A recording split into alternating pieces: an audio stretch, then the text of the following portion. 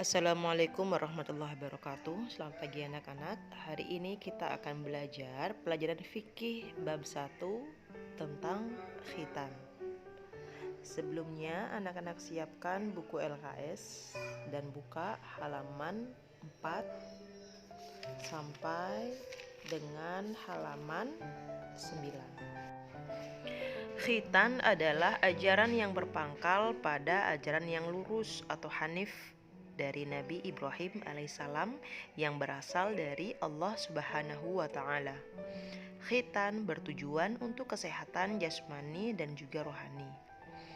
Khitan adalah salah satu media penyucian diri dan bukti ketundukan seseorang kepada ajaran agama.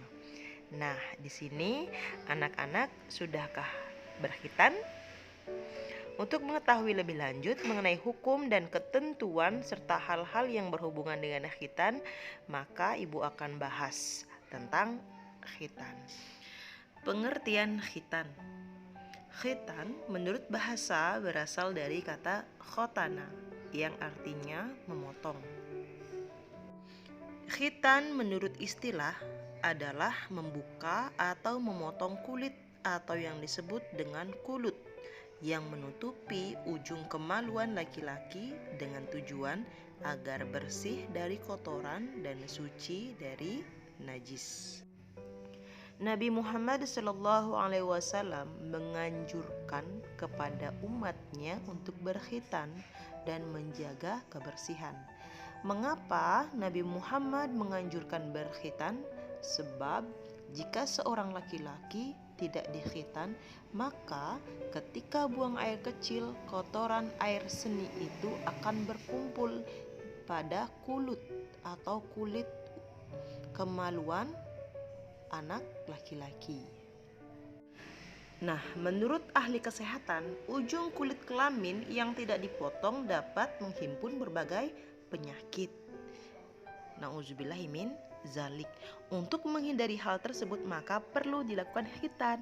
Nah, anak-anak yang belum dikhitan, ayo minta ke orang tuanya, "Mama, Ibu, ayo ma, kita ke klinik khitan aku ma, supaya aku terhindar dari penyakit." Ya, ingat yang belum dikhitan segera dikhitan. Sedangkan dalam ajaran Islam, khitan merupakan keutamaan yang harus dilaksanakan untuk menjaga kesucian dan merupakan fitrah.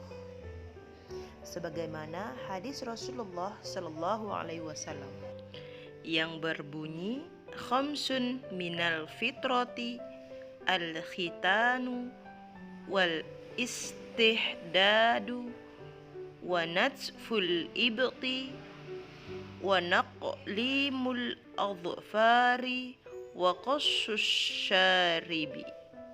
Yang artinya 5 dari sunnah-sunnah fitrah, yaitu berkhitan, mencukur bulu kemaluan, mencabut bulu ketiak, memotong kuku, dan mencukur kumis. Hadis riwayat Bukhari dan Muslim. Untuk bab bagian sejarah khitan, silakan anak-anak baca halaman 6 sampai dengan 8 secara mandiri. Selanjutnya, ibu guru akan membahas dasar hukum khitan. Khitan pertama kali diperintahkan Allah Subhanahu wa Ta'ala kepada Nabi Ibrahim pada usia setelah 80 tahun.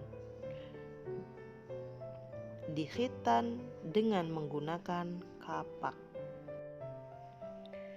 Beliau melaksanakan dan menyempurnakannya dengan baik.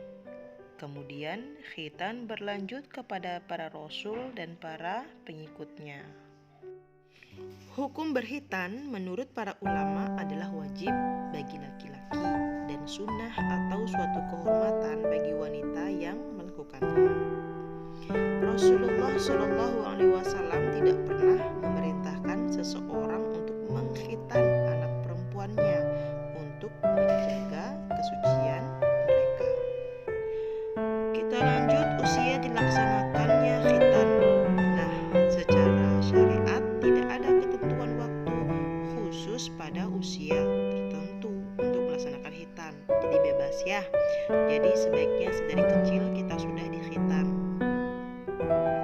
Namun ada dua waktu pelaksanaan khitan, yaitu yang pertama waktu wajib, yaitu saat baligh.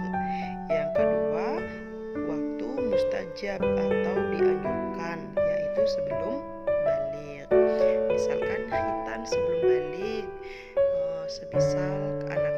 semisal bayi yang berusia 2 bulan sudah bisa dikhitan, 3 bulan sudah bisa, anak TK sudah bisa dikhitan, kelas 1, kelas 2, kelas 3 sudah bisa dikhitan.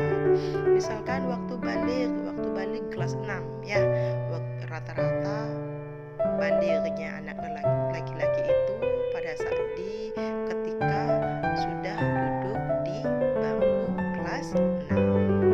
Selanjutnya tujuan dan hikmah khitan. Di awal ibu sudah jelaskan bahwa tujuan berkhitan untuk kesehatan jasmani dan juga rohani.